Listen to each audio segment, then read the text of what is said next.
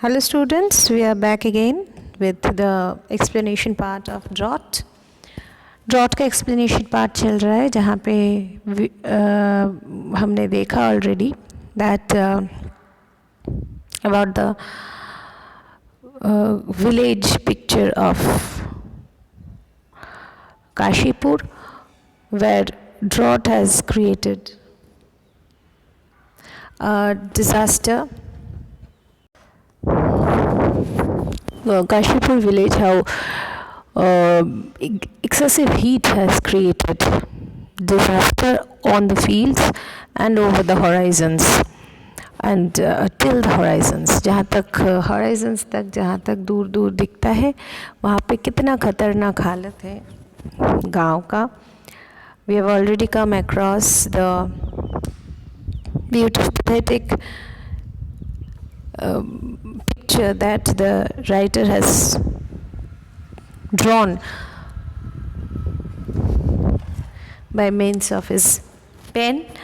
और इसके ज़रिए हमने देखा है कि काशीपुर विलेज में जो main head of the villages होते हैं उनके बारे में भी हमने देख लिया है. One was priest naming Tarkaratna and the other was the zamindar, the landlord, who was not so popular but popular in a broader way, but he was popular for his tyranny, for his ruthlessness in his village. And we have also seen a beautiful personification where Mother Earth, the condition of the Mother Earth during drought is pathetically portrayed by the writer. Now उसके बाद हम आगे का पढ़ते हैं. Let's see,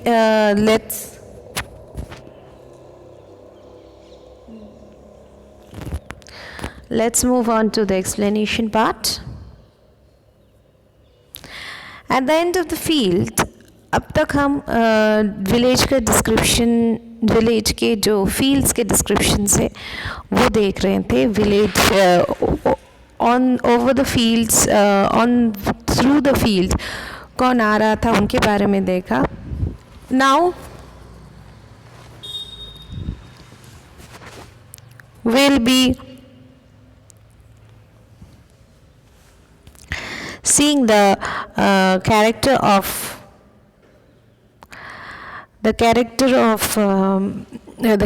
main character of the story, और उनके घर के बारे में देखेंगे. उनके घर जो बिल्कुल लास्ट में है, जो गांव के जो फील्ड के बिल्कुल लास्ट में है, एंड ऑफ द फील्ड. उनका घर कैसा है, वो कैसा है, कौन कौन वहाँ पे रहते हैं. We will come across that in this part of explanation. At the end of the village, at the end of the field, beside the road, there stood the house of Gafur, the weaver.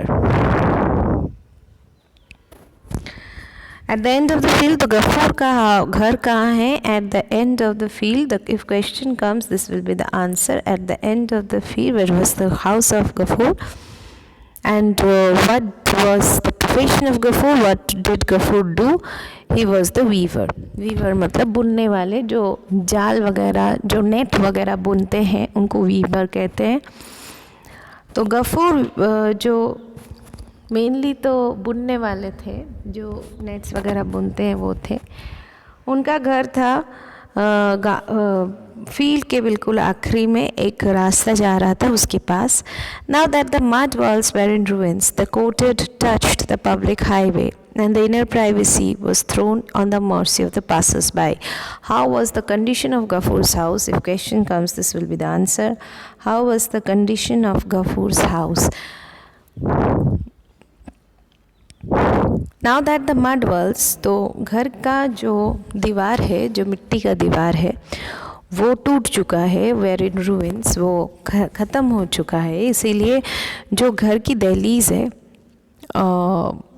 Courtyard है, घर की दहलीज को, दहलीज और public highway, यानी कि ये दहलीज है और पब्लिक हाईवे यानी रास्ता जो है वो दोनों मिलके एक हो गए थे। And the inner privacy was thrown on the mercy of the passers by, और जो भी घर के अंदर की प्राइवेसी है, घर के अंदर की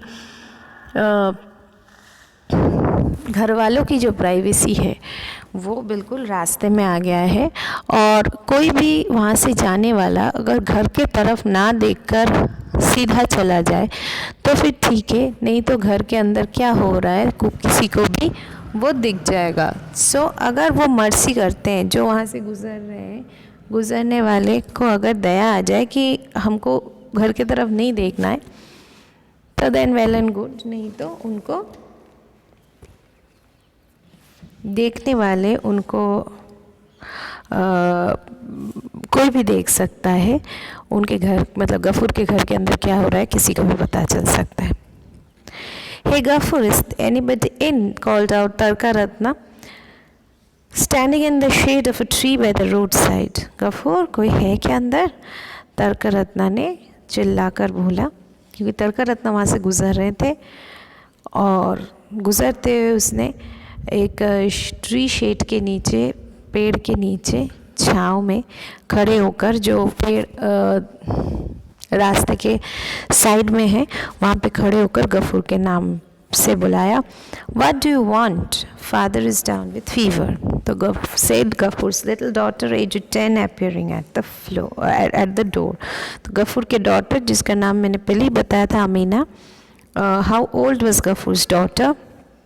If question comes, aged 10, how old was Gafur's daughter?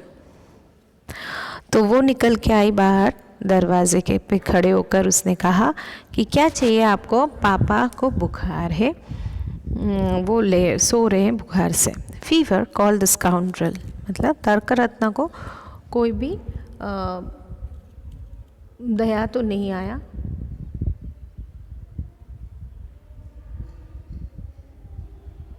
उल्टा उसने बोला कि कॉल द स्काउंड्रल को बुलाओ। The noise brought Gafur out shivering with fever. A bull was tied to the old acacia that leaned against the broken wall. और उस आवाज़ से, तेज़ आवाज़ से जो तरका रत्ना ने बोला था, गफूर ने तेज़ आवाज़ से बुलाया, गफूर को बुलाया तरका रत्ना ने। गफूर ये सुन के, उस तेज़ आवाज़ सुनकर वो बुखार से कांपते हुए उठ के आ गए। A bull was tied to the old acacia.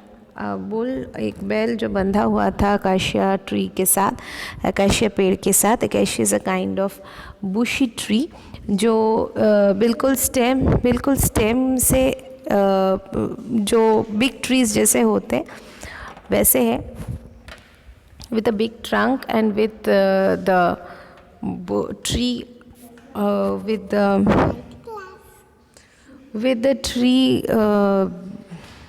the leaves up on the top of the trunk. तो यही है old acacia tree. Old acacia tree के साथ बंधा हुआ एक बैल खड़ा था टूटे हुए दीवार के पास। What do I see there? demanded Tarka Ratna, indicating the bull. Do you realize that the landlord will not tolerate this? His face was crimson with indignation and the heat of the sun.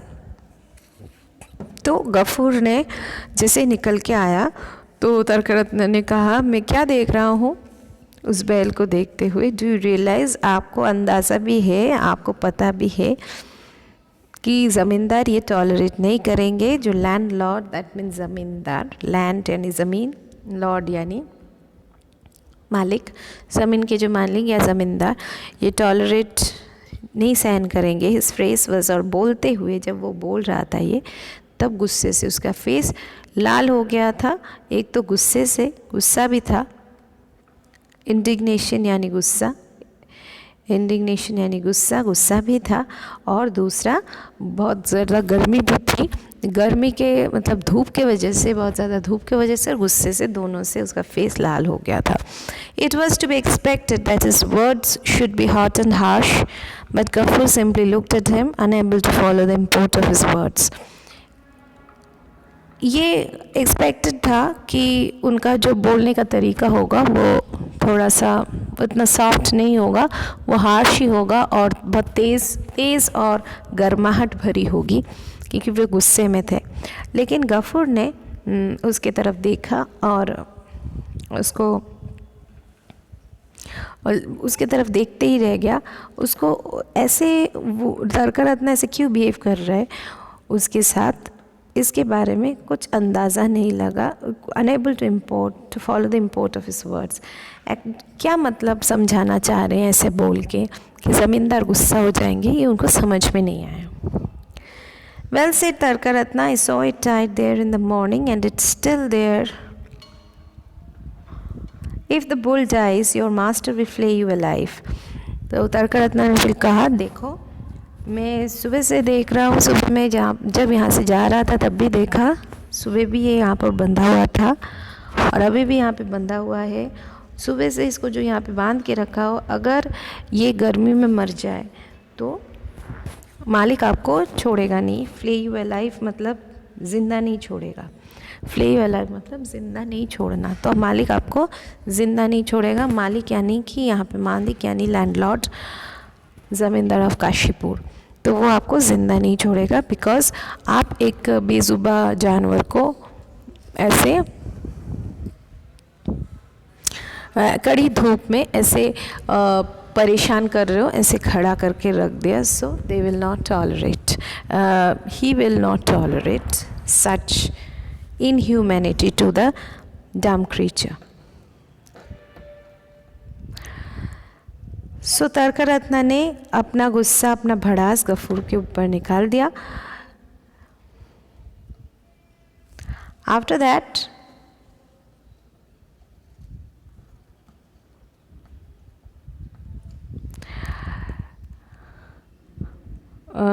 देखो क्या होता है.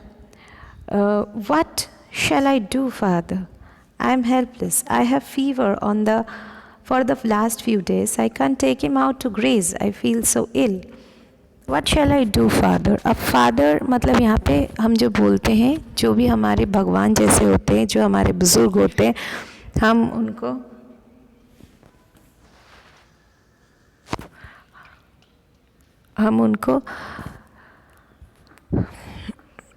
माई बाप बोलते हैं. तो ऐसे ही उसने इस वजह से उसको फादर कहा कि हमारे रखवाले जो होते हैं उनको हम कभी कभी ऐसे बोलते हैं माई बाप करके. तो इसीलिए यहाँ पे फादर वर्ड यूज़ हुआ. बाकी Gafoor Tarkaratna can't be the father of Gafoor biologically, but socially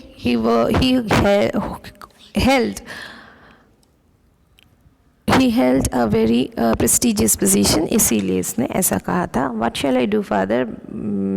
मैं क्या करूँ, मैं मजबूर हूँ, मैं हेल्पलेस हूँ. I have had fever for the last few days. पिछले कुछ दिनों से मुझे बुखार है. मैं इसको बाहर चारे खिलाने के लिए नहीं ले जा पा रही हूँ. जो ग्रेज मतलब गाय बकरियों को जो बाहर ले जाना पड़ता है मतलब फील्ड में, उसको ही ग्रेजिंग कहते हैं, ताकि वो घास वगैरह खा सके. तो वो ले जाना मुश्किल हो रहा है. आई फील सो इल, मेरा तबीयत इतना ख़राब हो रहा है. Can't you let him graze by himself? तो आप उसको खुद छोड़ दो ना, वो खुद चर के मतलब खुद घूम के आ जाएगा,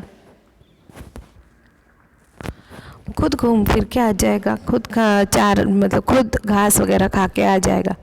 Where shall I let him go, father? People haven't threshed their paddy yet.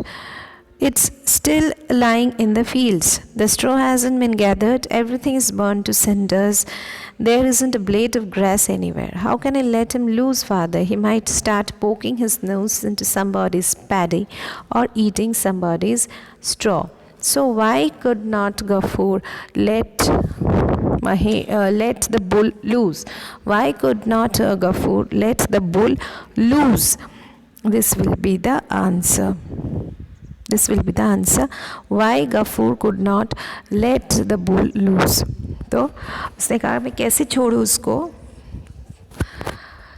लोगों ने जो किसान है उन्होंने अभी तक अपना चावल वहाँ से मतलब खेत से नहीं उठाया है. जैसे चावल बिकॉज जिस ध्यान रखना ऑब्वियसली ये बंगाल का बैकड्रॉप है. तो बंगाल के खेत में बंगाल के खुले ज़मीन पे खेती होती है तो सबसे ज़्यादा उसका चावल का खेती होती है.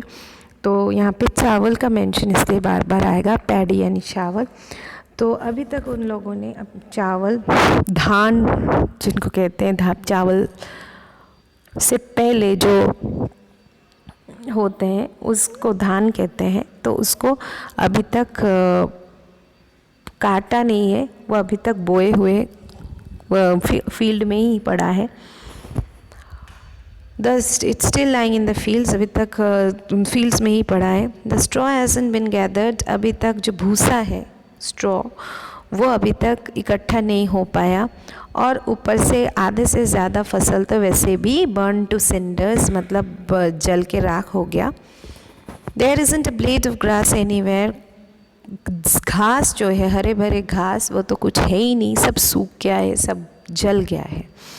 How can I let him loose. मैं कैसे उसको छोड़ दूँ.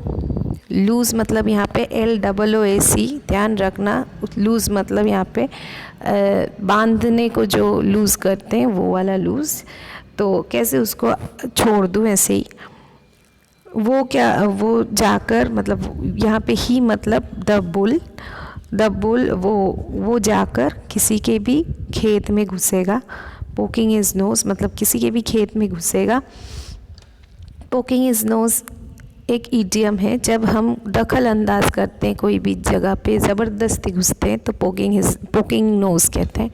तो वो ज़बरदस्ती घुसेगा और किसी का भूसा किसी का चावल सब खा के ख़त्म कर देगा. तो सबका नुकसान करेगा. इसीलिए मैं उसको अकेला तो नहीं छोड़ सकता. So this was the reason that Gafur gave him for not allowing the bull to graze by himself. So this was the part. यहाँ तक हमने पढ़ा आज. तो we'll continue in our next part.